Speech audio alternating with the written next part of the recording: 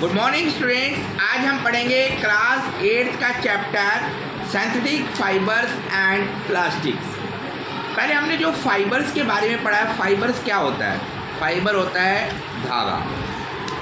जब आप कपास से धागा बनाते हैं तब वो फाइबर की फॉर्म में आता है और उसके बाद कपड़ा बुना जाता है। तो लेकिन आज जो हम सब्जेक्ट पढ़ेंगे ये है सिंथेटिक फाइबर। अब सिंथेटिक फाइबर्स क्या है? कुछ फाइबर जो हम आर्टिफिशियल बनाते हैं, जैसे मैं बात करता हूँ नायलॉन की। Nylon is a synthetic fibre. Nylon का फुल फॉर्म क्या है? NYLON। और इसे नायलॉन नाम क्यों दिया गया? क्योंकि NY बना न्यूयॉर्क एंड LON बना लंदन। तो लंदन और न्यूयॉर्क दोनों जगह इसको बनाया गया और जब इसका आविष्कार हुआ तो इसको जोड़ा गया नाम nylon. NY stand for the New York and LON stand for the London. तो क्यों ये सिंथेटिक फाइबर्स बनाए जाते हैं? क्या बेनिफिट होता है जब हमें आर्टिफिशियल फाइबर्स मिल रहे हैं? तो सिंथेटिक फाइबर्स बनाने की जरूरत क्या है? हम इसके बारे में डिस्कस भी करेंगे। जो सिंथेटिक फाइबर्स होते हैं, these are the artificial fibres. ये बहुत मजबूत होते हैं। जैसे बात करें नायलॉन, तो इसकी रस्सी बनती है और ये गलती नहीं है। और जो हम प्राकृतिक फाइबर्स की बात करते हैं, अगर मैं जूट की रस्सी बना दूँ तो वो टूट सकती है, लेकिन नायलॉन की रस्सी नहीं टूट सकती। ये हल्की होती हैं। जो नायलॉन के कपड़े होते हैं ये हल्के होते हैं और ये ज़्यादा पानी इसमें नहीं जाता।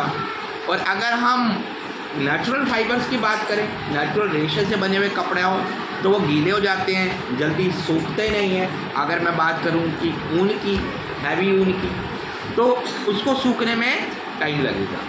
तो आप मोस्टली देखते हैं जो लोग माउंटेनियर होते हैं, पहाड़ों पे चढ़ते हैं, वो इस तरह के सिंथेटिक फाइबर्स को पहनते हैं और यूज़ भी करते हैं। रस्सी लेके जाते हैं, नायलॉन की रस्सी लेके जाते हैं, नायलॉन के कपड़े यूज़ करते हैं ताकि उनके कपड़े जल्दी गीले ना और गीले हो तो जल्दी सूख जाए। तो ये इसका एक बेनिफिट भी होता है। एडवांटेज के साथ इसकी कुछ डिसएडवांटेज भी हो जाती है। डिसएडवांटेज इसकी ये होती है कि ये गर्म जल्दी हो जाता है और इसमें आग लगने का ज़्यादा डर रहता है। तो कुछ इसके डिसएडवांटेज भी है। तो आज हम इस चैप्टर को चलेंगे। सबसे पहले मैं जीविका को कहूँगा वे चैप्टर को स्टार्ट करें। Yes Jeevika. Introduction. You have learned about natural fiber in class 7. Yes, आपने 7th क्लास के अंदर नेचुरल फाइबर्स के बारे में पढ़ा, जो मैंने आपको बताया भी। कपास हो गया, ठीक है, तो शिप से हम लेते हैं, नेचुरल फाइबर्स लेते हैं। Yes. Your clothes are made out of fiber. Fabrics, Fabrics which are made from fiber. हमारे जो कपड़े होते हैं वो फैब्रिक से बने होते हैं और जो फाइबर से बने होते हैं। फाइबर जो मैंने कहा तंतु मीन्स धागा, नेचुरल धागा हो गया और आर्टिफिशियल हो गया। यस, आर्टिफिशियल कौन सा हो गया? नायलॉन का। Yes. Besides clothes, fibers are used for making many household article, ये कपड़ों के अलावा ये फाइबर और भी कई चीज़ें बनाने के काम आता है। They are used for making upholstery, carpet, bags, sails for sailing boats, etc. Yes, ये आपके कारपेट बनाने, बैग बनाने के और नाव के चप्पू बनाने के काम आता है। आप देखते हैं नाव होती है, उसको चलाया जाता है, ठीक है। तो आजकल हम लकड़ी की जगह इस सिंथेटिक फाइबर्स को भी यूज़ करते हैं ताकि ये गलेगा नहीं पानी में। All the fibers can be classified as natural, semi-synthetic and synthetic. सभी फाइबर्स को हम कई भागों में बांट सकते हैं। नेचुरल हो गया, प्राकृतिक। सेमी सिंथेटिक होता है जिसके अंदर प्राकृतिक और आर्टिफिशियल दोनों को जोड़ते हैं, और सिंथेटिक हो गया जो टोटली आर्टिफिशियल होता है। The fibers which are obtained from plants and animals are called natural fibers. जो फाइबर्स हम प्लांट्स और एनिमल से प्राप्त करते हैं उसे हम प्राकृतिक फाइबर कहते हैं। For example, cotton and jute are of plant organic and cell origin and silk and wool are of animal origin. origin example cotton और जूट है, ये पौधों से प्राप्त होता है, और सिल्क और वूल होता है, ये एनिमल से प्राप्त होता है। सिल्क आपको पता है ना, रेशम के कीड़े से प्राप्त किया जाता है। Yes. Semi-synthetic fibers are manufactured from naturally occurring fibers by chemical modification. हाँ, और सेमी साइंटिफिक फाइबर्स होता है, यह प्राकृतिक रूप से प्राप्त होता है, लेकिन हम नेचुरल मॉडिफिकेशन करते हैं और केमिकल मॉडिफिकेशन करते हैं, रासायनिक क्रिया द्वारा इसमें बदलाव करते हैं। Cellulose reactate is a semi synthetic fiber. हाँ, सेल्यूलोज डाइएक्टेट एक सेमी साइंटिफिक फाइबर है। It is obtained by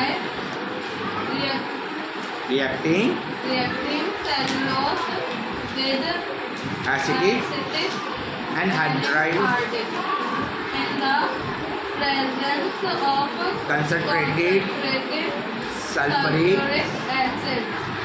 and cellulose diacetate is used for making glasses and film. तो इसी तरीके से जो हमारे हम सेल्यूलोज से प्रोसेस करके एसिडिक एंड्रिक फाइबर्स बनाते हैं और इसे ग्लास और फिल्म्स बनाते हैं। अब आप ये सोचेंगे ग्लास और फिल्म्स कौन सी है। आपने हमेशा कार को देखा होगा, कार के जो शीशे होते हैं, लेकिन वो कार का शीशा नहीं होता। That is the synthetic fibre से उसके ग्लासेस बनाए जाते हैं, और वो कभी भी चोट लगती है शीशे पे तो आप देखिएगा वो भर भरा के टूट जाता है, उसके कई टुकड़े हो जाते हैं। अगर वही शीशे का होगा वो ग्लास तो वो रिस्की हो सकता है। Yes. Synthetic artificial fibers are manufactured by humans in laboratories. जो साइंटिफिक फाइबर्स होते हैं वह इंसानों द्वारा लेबोरेटरीज में बनाए जाते हैं। For example, rayon, nylon, polyester and plastic. Yes. जैसे मैंने अभी आपको एग्जांपल बताया था नायलॉन का, जो मैंने आपको बताया था न्यूयॉर्क प्लस लंदन में जो मैन्युफैक्चर हुआ था वो बना था हमारा नायलॉन। ऐसे पोलिस्टर्स हो गया और प्लास्टिक होता है, और प्लास्टिक के भी कई रूप होते हैं। प्लास्टिक सिर्फ एक ही नहीं होता, प्लास्टिक के कच्चा प्लास्टिक भी होता है, पक्का प्लास्टिक भी होता है। उनको कई को मॉड्यूल किया जा सकता है और कई को दोबारा मॉड्यूल नहीं किया जा सकता। घर के जो बटन होते हैं आपने बिजली के देखे होंगे, ये सारे प्लास्टिक्स के बने हुए होते हैं, और कई प्लास्टिक ऐसे होते हैं जिसको अगर एक बार शेप आ जाए तो उसमें चेंजेस नहीं होगा। Can you think when natural fibers like cotton, jute, silk and wool are available, then why there is a need for synthetic fibers? आप सोच रहे होंगे कि जब हमारे पास कपास है, जूट है, सिल्क है, ऊन है, तब हमें इसे नेचुरल इस साइंटिफिक फाइबर की आवश्यकता क्यों है, हम इसका प्रयोग क्यों कर रहे हैं। As compared to natural fibers, synthetic fibers have various advantages. इसका सबसे ज़्यादा फायदा ये होता है कि ये टफ होता है, ड्यूरेबल होता है, लंबे समय तक यूजफुल होता है। Some of the advantages of synthetic fibers are maintain low. Yes. इसका सबसे बड़ा फायदा होता है ये लंबे समय तक रह सकता है। They are touch and durable. They are hardly affected by strong chemicals such as acids and alkyls. हाँ, ये अल्कोहल इसके अल्किल के साथ बना होता है, इस पर किसी का इफेक्ट नहीं आता। They can withstand lot of force without getting broken. हाँ, और ये काफ़ी समय तक रहता है बिना टूटे हुए। They are water resistant as compared to natural fibers and hence are easy to dry. हाँ, इसलिए ये आसानी से सूख जाता है और नेचुरल फाइबर होता है, प्राकृतिक फाइबर होता है। They are lightweight as compared to natural fibers. और ये हल्के होते हैं नेचुरल फाइबर से। जैसे मैंने आपको बताया था ऊन का, ऊन को आप धोएंगे तो ऊन भारी होगी, लेकिन नेचुरल फाइबर हल्का होगा, आप इसको इजीली पैक कर सकते हैं। ऊन की भी क्वालिटी होती है, ऊन की भी काफ़ी अच्छी क्वालिटी होती है। सबसे फाइन ऊन मानी जाती है उसके बाद हल्की ऊन होती है, तो बहुत कॉस्टली ऊन्स भी होती हैं। When washed, they do not bleed. हाँ, आप जब इसको धोते हैं तो ये रंग नहीं छोड़ती, On washing, they do not shrink, और ना ये श्रिंक होती है। श्रिंक आपने देखा होगा कई बार कपड़ा सिकुड़ जाता है, उसे हम श्रिंक कहते हैं। They do not wrinkle. और इसमें झुर्रियाँ नहीं पड़ती। They retain crease longer. हाँ, क्रीज लॉन्गर, और लंबे समय तक बिना क्रीज के रहती है। मैंने जो मतलब बताया कि कई बार देखा होगा कि आपने ऊन होती है, ऊन की क्वालिटीज़ बेकार हो जाती है और उस पर कई छोटे छोटे पैचेस आ जाते हैं, धागे आ जाते हैं, तो उसको रिंकल्स कहते हैं। तो ये वो नहीं छोड़ते, तो ये बिल्कुल प्लेन होते हैं। यस लकी, आप पढ़ें constitution of fibres. Constitution and fiber. Polymer, सबसे पहले हम आते हैं पॉलीमर पे। With lot With lot of research research, scientists have found that all natural fiber are made up of long number of simple chemical molecules। molecules or units. हाँ, research में found हुआ ये केमिकल होते हैं, जो ये scientist ने ये प्राप्त किया, ये नेचुरल फाइबर्स होते हैं, ये केमिकल मॉलिक्यूल्स की एक छोटी सी यूनिट से बने होते हैं और ये आपस में जुड़े होते हैं, तब जाकर ये फाइबर बनते हैं। Yes, These simple chemical molecule or unit are called called monomers, और इन्हें मोनोमर्स कहा जाता है। a long number of monomers join together joined together to to form form a single large unit unit called polymer, polymer. और ये इसकी एक single large unit होती है जिसे पॉलीमर कहते हैं। अब आप पढ़ें In Greek, poly means, poly means main and mer means parts units. Yes, polymers का मतलब होता है मैनी, कई, और पार्ट्स का मतलब मीन्स का मतलब होता है पार्ट, मतलब कई भागों को जोड़कर बनाया गया, तो ये बन गया polymer. Scientists use the concept of formation of natural fibers and combine various simple molecules into long chain of bigger molecules so as to form agriculture fibers. Artificial fibre. तो जो साइंटिस्ट थे इन्होंने प्राकृतिक फाइबर को जोड़ा और जो chemical fibres को जोड़कर एक आर्टिफिशियल फाइबर को बनाया। The process of formation of a polymer from polymer from monomers is called polymerization. हाँ, जो हम ये प्रोसेस होता है पॉलीमर से मोनोमर्स बनाने को, इसे पॉलीमराइजेशन कहते हैं। बबली, अब आप पढ़ें। The polymer polyethylene is obtained by combination of a large number of ethylene molecules. हाँ, ये जो ऑब्टेन होता है एक बहुत ही ज़्यादा जो नंबर से जुड़ा हुआ होता है एथिलीन मॉलिक्यूल से। Rayon was the first synthetic fiber. It was produced from regenerative cellulose.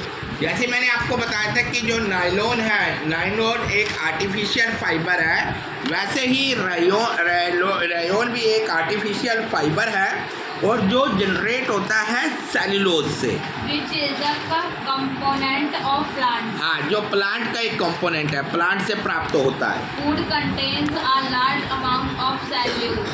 जो लकड़ी होती है उसमें बहुत ज़्यादा सेल्यूलोज होता है। It resembles silk in appearance. हाँ, और ये सिल्क की तरह दिखता है, Hence, it is also known as artificial silk. इसलिए इसे कृत्रिम सिल्क कहा जाता है। रोहित पाल, आप पढ़ें। Synthesis of rayon. हाँ, आप सिंथेसिस ऑफ रेयन। अब रेयन्स में क्या क्या होता है?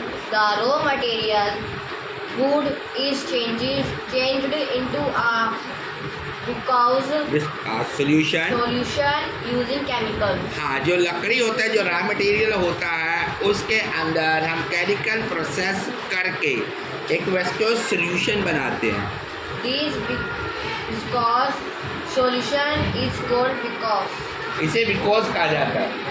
The because solution is then passed through fine holes of a sure head of a स्पिंडरेट। spinrate into an acid bath. हाँ, उसके बाद उसके ऊपर शॉवर करते हैं, शॉवर करके एसिडिक बाद से ये धागा बनता है। Then the cellulose filament obtained are spun into rayon yarn. यार, इसके बाद सेल्यूलर फिलामेंट को ये धागे बना लिए जाते हैं और इसे काटा जाता है। धागे बनाकर इसके फाइबर के प्रोसेस में ले आते हैं। अंकित आप पढ़ें। Properties and use of rayon. Rayon is soft. रायोन के क्या क्या गुण होते हैं? Rayon is soft, comfortable, absorbent, like contain and shining like shell. रायोन होता है, ये सॉफ्ट होता है, कंफर्टेबल होता है और ये कॉटन की तरह चमकता है। Therefore, it is used for making clothes. Cloth, इसलिए कपड़े बनाने में प्रयोग आता है। Since it is highly absorbent, it is used for making weaving to cover wounds. ये घावों को ढकने के काम आता है। Has it shines like silk and is cheaper cheaper than silk. It is used as a substitute for silk. तो इसलिए ये सिल्क से हल्का होता है, सिल्क से सस्ता होता है, तो इसलिए सिल्क के तरह प्रयोग किया जाता है। Since it is a strong fiber, ये एक स्ट्रॉन्ग फाइबर होता है। it is used for making tyre coat, इसलिए coat. टायर्स बनाए जाते हैं। यस, आप पढ़े Jeevika. It is mixed with cotton to make bed sheets and carve upholstery. upholstery. हाँ जी, इसको कॉटन के साथ मिक्स किया जाता है और बेड शीट्स बनाई जाती है। Also, when mixed with wool, it is used as carpet. और जब इसे वूल के साथ यूज किया जाता है तो इसके कारपेट्स बनाए जाते हैं। Nylon is the first full synthetic fiber. Nylon पहला सिंथेटिक फाइबर था। In 1931, it was made from coal, water and air, and none of the raw material was obtained from natural sources such as plants or animals. ये सबसे पहले 1931 में बनाया गया। कोल, पानी और हवा और जो रॉ मटेरियल थे, प्राकृतिक रॉ मटेरियल थे, उन सब से इसका स्रोत लिया गया। Synthesis of nylon. It is manufactured by the polymerisation polymerization of Adipic acid and hexamethylene diamine, और ये मैन्युफैक्चर किया गया एब्सिलिक एसिड और हेक्सामेथिलीन डाइमीन से। It is called nylon 6.6, real as nylon 6.6. इसे 6.6 का नाम दिया गया। Since since both adipic acid and hexamethylene diamine contain 6 cotton carbon atoms, इसमें 6 कार्बन एटम्स होते हैं। Other types of nylon are nylon 6, nylon 6.11, nylon 510, etc. और जो दूसरे हैं वो नायलॉन 6.11 माने जाते हैं, नायलॉन 5.10 माने जाते हैं।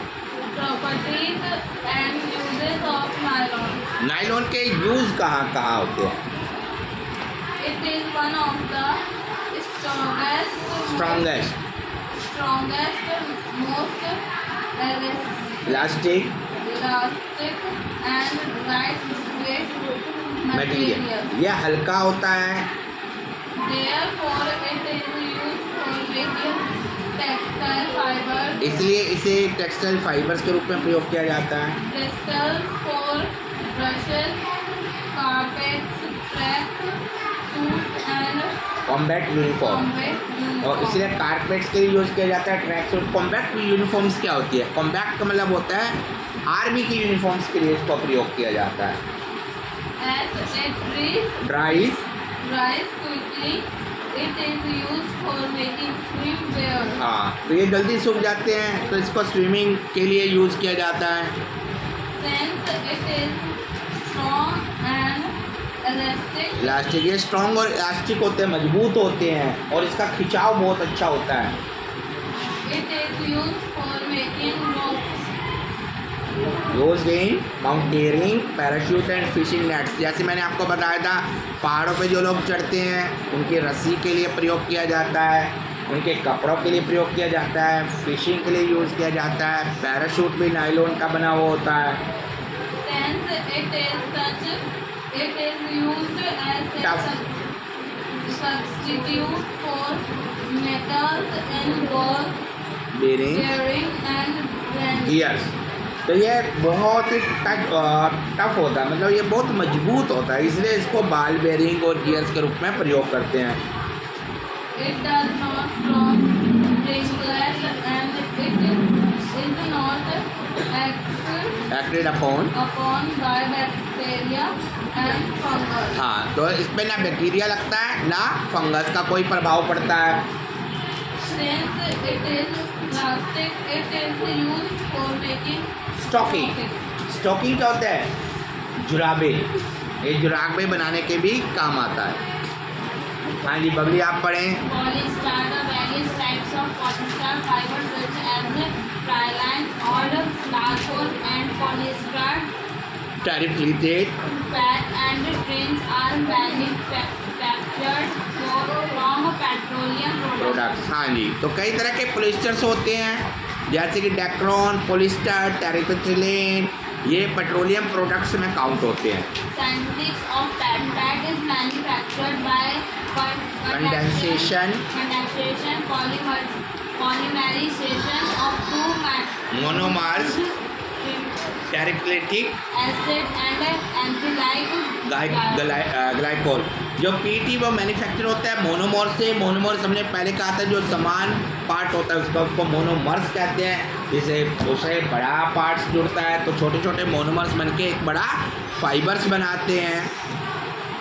properties and uses of polyesters. Polyesters के क्या क्या प्रयोग होते हैं? Polyester fibers are grease resented and durable and thus are used for making clothes. ये क्लोथ्स बनाने के काम आते हैं। They are stretching and shining, shrinking, resented resistant, and thus are used for making curtains and अपॉलिस्ट्री, ये पर्दे बनाने के काम आते हैं। they are tear ऋषभ आप पढ़ें। There are stitching and shrinking resistant and thus are used for making curtains and अपॉलिस्ट्री, ये पर्दे बनाने के काम आते हैं। They are tear resistant and degrade by ultraviolet degrade by ultraviolet, are used for making marriages magnetic, recording tape, ये recording tapes बनाने के काम आते हैं। as they are lightweight they are used for making firehouse. हाँ, तो ये fire hoses बनाने के काम आते हैं, जिस आग बुझाने के यंत्र। हाँ जी, रोहित पाल आप पढ़ें। आर्कलिक, Acrylic fibers are manufactured by polymerization of molecules of acrylonitrile obtained from petroleum products. जो आर्कलिक होते हैं ये पॉलीमराइजेशन होता है एक्रोलाइट के, और ये भी एक पेट्रोलियम प्रोडक्ट होता है। Properties and use of acrylic fibers. इसका प्रयोग क्या क्या होते हैं? Acrylic fibers are very lightweight and soft like wool and thus are used Wool. for making blankets and shawl. ये ब्लैंकेट और शॉल बनाने के काम आते हैं, कंबल और शॉल बनाने के काम आते हैं। These fibers are weathering resistant. Resistant, इन पर मौसम का कोई प्रभाव नहीं पड़ता। They are used for making yarn for hand-knit sweaters. और ये हैंड निट स्वेटर्स बनाने के काम आते हैं, स्वेटर्स बनाने के प्रयोग होते हैं। They can be easily died dyed and does not shrink or wrinkle. ना ये श्रिंक होते हैं ना ये व्रिंक होते हैं। श्रिंक मतलब या इसमें कपड़ा इसमें निचोड़ता नहीं है, मतलब कपड़ा छोटा नहीं होता। Wool obtained from natural sources is expensive and archaic is often used as an alternative of expensive woolen fabric. fabric. तो वूल कई बार महंगी होती है, तो ये इसको सस्ते के तौर पे प्रयोग किया जाता है। Plastics. यस, आप पढ़े अंकित। Plastic are synthetic synthetic polymer which can be melted and module. melted. Plastic गल भी सकता है और इसमें बदलाव भी किया जा सकता है। Plastic are the most widely used synthetic material और ये बहुत क्या मटेरियल के रूप में प्रयोग होता है। There are different kinds of plastic having different kinds of arrangement of monomer. तो इसमें कई तरीके के अरेंजमेंट होते हैं मोनोमर्स के। मोनोमर्स मैं पहले भी समझा रहा हूँ, जो स्मॉल पार्ट होता है, मोनोमर्स को मिलाकर बड़ा पार्ट बनता है फाइबर का। Some have liner arrangement whereas other have crossing arrangement. किसी में लाइनर अरेंजमेंट होता है, लंबा होता है, और किसी में क्रॉस अरेंजमेंट होता है। Plastic articles are Available in almost all possible shapes, size and colour, color. ये सारे पॉसिबल साइज और कलर में होते हैं। Plastic can be recycled, plastic को दोबारा बनाया जा सकता है। record melted and resource and thus find a variety of use. और इसके कई प्रयोग होते हैं। बबली आप पढ़ें।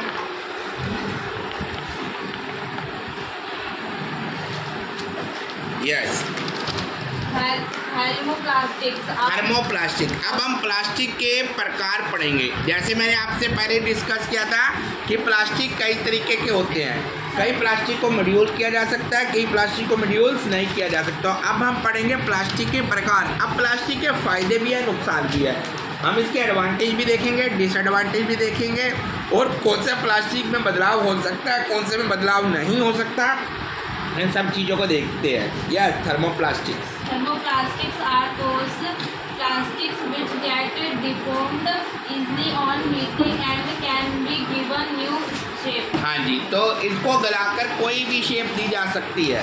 For example, polythene, polyvinyl, chloride and polystyrene, ये इसके प्रकार है। thermosetting plastics are those plastics which, when molded, once cannot be deformed on heating and thus और can दूसरा होता है thermosetting.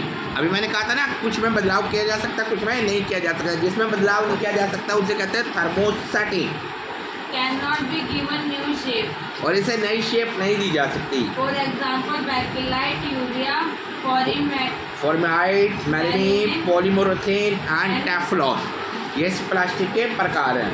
properties and uses of plastic. Plastic के क्या क्या प्रयोग होते हैं? Plastic are lightweight, ये लाइट वेट होते हैं, हल्के होते हैं, have good stretch and are easily to handle. और इसे आसानी से हैंडल किया जा सकता है। Since they are lighter than metals, ये मेटल से हल्के होते हैं। they are used in cars, aircraft, etc. in place of metal. हाँ, मेटल्स की जगह इनका प्रयोग किया जाता है कार में, हवाई जहाज़ों में। Plastic do not coat on exposure to moist air. हाँ, ये हवा की नमी के साथ इसका कोई फर्क नहीं पड़ता। They are used for making toys, decorative, decorative items and as packing material. हाँ, ये पैकिंग मटेरियल टॉयज के लिए प्रयोग किए जाते हैं। Teflon is used to make non-stick cooking vessels. Teflon non stick cooking vessel के लिए यूज़ किए जाते हैं। आपने देखा होगा जब आप घर में नॉन स्टिक आइटम्स को यूज़ करते हैं, उसके जो हैंडल होते हैं, पैन, ठीक है, फ्राई पैन, तो उसके हैंडल बैकलाइट के बने होते हैं, तो वो गर्म नहीं होते, वो मजबूत होते हैं, लंबे समय तक टिके रहते हैं, टूटते नहीं हैं। Plastic are poor conductor of heat and electricity, तो प्लास्टिक से करंट नहीं लगता, इसलिए जो बिजली के बटन होते हैं सब प्लास्टिक के होते हैं। Bakelite is used for making electrical switch, insulating casing and handles of cooking utensils. यस, बैकलाइट का प्रयोग किया जाता है, इलेक्ट्रिक स्विच बनाने के लिए यूज होता है। Plastics can be spun into fibers to make clothes and carpets. हाँ, इसे क्लॉथ और कारपेट्स भी बनाए जा सकते हैं। They can also be made into sheet or varying thickness and can be colored or printed. Printed, इन्हें कलर और प्रिंटेड भी किया जा सकता है। They are used for makeup, tablecloths, fashionable Accessories, footwear, footwear, waterproof shoes, raincoat and bathroom curtains. हाँ जी, इन्हें हम फुटवियर्स के रूप में प्रयोग कर सकते हैं, फैशनेबल एक्सेसरी में यूज़ करते हैं। और देखते हैं कि बरसात जब होती है, बरसात के मौसम में प्लास्टिक की चप्पलें पहनी जाती है ना, वो गलती नहीं है। It is used to store many chemicals also. हाँ, इसमें कई केमिकल स्टोर किए जा सकते हैं क्योंकि ये उससे रिएक्शन नहीं करता plastic. They are also used for making microwave cookware. हाँ जी, माइक्रोवेव कुकवेयर के लिए भी यूज़ किया होता है क्योंकि उसमें गलता नहीं है। They also serve as packing material for tables, thread used for stitching wounds, हाँ जी। syringes, doctor doctor gloves and other medical instruments. हाँ जी, ये मेडिकल इंस्ट्रूमेंट भी यूज़ होता है। स्टिचिंग वाउंड्स को स्टिच करने के लिए भी यूज़ किया जाता है। Plastic and environment. Plastic are versatile material have innumerable uses, इसके कई प्रकार हैं। they are durable, have long life, ये ड्यूरेबल है, मतलब इसकी लंबी ज़िंदगी होती है। resistant to chemicals and micro organism, हाँ जी, माइक्रो ऑर्गेनिज्म केमिकल से रेसिस्ट करता है। Due to all these reasons, disposal of plastic is a major problem. हाँ जी, तो इसीलिए इसका प्रॉब्लम ये होती है कि इसे हम लंबे देर तक डिस्पोज नहीं कर पाते, ये ज़मीन में जुड़ता नहीं है क्योंकि वैसे का वैसे पड़ा रहता है। तो कई बार गवर्नमेंट बैन भी कर देती है प्लास्टिक के सामानों को। अभी जैसे पॉलीथीन को बैन कर दिया था कई बार गवर्नमेंट ने, क्योंकि ये रिसाइकेबल तो होता है लेकिन ये इफेक्ट ज़्यादा डालता है। They do not undergo degradation neither chemically और or biologically. हाँ जी, इसको बिल्कुल गला नहीं सकते हम लोग। The table 3.3 below gives the degrade of various types of wastage. अब कैसे कैसे कौन सी चीज़ डिग्रेड होती है, अब हम इसको समझते हैं। It can be पहला, peels of vegetable and the fruits left over food stuff extra, कि अगर आप वेजिटेबल के छिलके हैं, फ्रूट्स के छिलके हैं, ये कितने दिन में गलेंगे? ये 1 से 2 हफ्ते में गलते हैं। ओके, तो इसलिए जो वेजिटेबल के छिलके होते हैं, सब्जी के छिलके होते हैं, इसकी खाद बना दो, पौधों में डाल दो, ठीक है जी, तो वो क्या हो जाएगा, दोबारा बायोडिग्रेडेबल हो जाएगा। पेपर 10 से 30 दिन लगते हैं इसे गलने में। अब 10 से 30 दिन पेपर कहाँ से बना? पेपर बना ट्री से, तो ये भी बायोडिग्रेडेबल हो जाएगा। कॉटन क्लॉथ, हम बात करें नेचुरल की, कॉटन क्लॉथ्स क्या करेंगे, इसको 2 से 5 महीने लग जाते हैं। उसके बाद वुड, लकड़ी को सामान के 10 से 15 साल लग जाता है गलने में। और वुलन क्लॉथ को 1 साल लग जाता है, वुलन क्लॉथ्स को, ऊन के कपड़ों को। टीन, एल्युमिनियम, अदर को, इनको लग जाते हैं 100 से 500 साल। अब समझे, tin, aluminium, other, metal cans. अब ये मेटल कैंस क्या है? आप कोल्ड ड्रिंक्स पीते हैं तो कई बार कैंस में मिलती है, तो आप ये समझो वो कैंस को गलने में कितने साल लग जाएंगे? 100 से 1500 साल। इसका मतलब अगर हम सारी ही कैंस, मेटल कैंस यूज़ करने लग जाए तो कितने हमारा इकोलॉजिकल इन्वायरमेंट ख़राब हो जाएगा। उसके बाद हो गया प्लास्टिक बैग, इसको तो कई साल लग जाएंगे गलने में। It can be seen from the table 3.3 above. Plastic takes survival several year. several years to decompose. हाँ, तो यहाँ पे हमें देखते हैं कि प्लास्टिक को गलने में कई साल लग रहे हैं। The plastic junk is increasing daily at an alarming rate. हाँ, जो प्लास्टिक का जो है जंक है, कूड़ा कबाड़ है, ये बहुत अधिक बढ़ रहा है। This is a major threat to the threat to environment. The environment, तो ये हमारे इन्वायरमेंट के लिए खतरा है। Taking all these problems into consideration, government in many states like Himachal Pradesh has banned the use of plastic bags. हाँ, तो इसको देखते हुए हिमाचल प्रदेश ने प्लास्टिक सामान के ऊपर बैन ही कर दिया। As far as possible, you should avoid using plastic and use other alternatives alternative, like cotton or jute bags. तो इसकी जगह आप कॉटन जूट बैग का प्रयोग करें। Also, it should be made a practice to dispose और biodegradable and non-biodegradable waste Separately.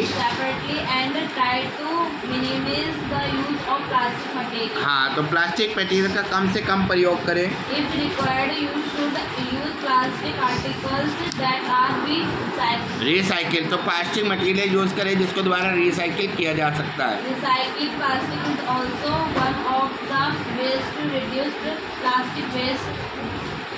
Also, you should not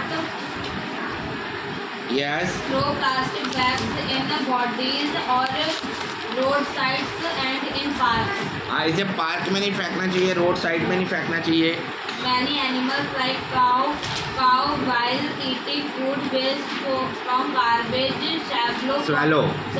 polythene bags. तो आपने देखा होगा गाय होती है, ये पॉलीथीन बैग को निगल लेती है। This causes chokes their, this chokes their respiratory system जो or उसके श्वसन तंत्र को रोक देता है। from a leaking lining, lining in their stomach, and Can can lead- lead to their death. जिससे उनकी मृत्यु भी हो सकती है। As a responsible citizen, responsible citizen, you had adopted four Principles. reduce, reuse, recycle and recover. Yes, इसलिए आपको 4 principal सिद्धांतों पे चलना चाहिए। रिड्यूस, कम प्रयोग करें, रीयूज, दोबारा प्रयोग करें, रिसाइकिल, इस चीज़ को दोबारा रिसाइकिल किया जा सके।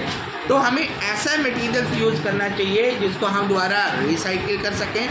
तो हमारी भी रिक्वेस्ट है इस चैप्टर के माध्यम से कि आप भी प्लास्टिक को कम प्रयोग किया करें, क्योंकि एक तरीके से ये जंक पैदा कर देता है। प्लास्टिक एक तरीके से जंक है जो दोबारा गल नहीं सकता और इसे गलने में कई साल लग जाते हैं। सो थैंक यू एवरीवन, ये चैप्टर बहुत ही अच्छा था साइंस का। नेक्स्ट टाइम हम एक नए चैप्टर के साथ आएंगे। Thank you everyone.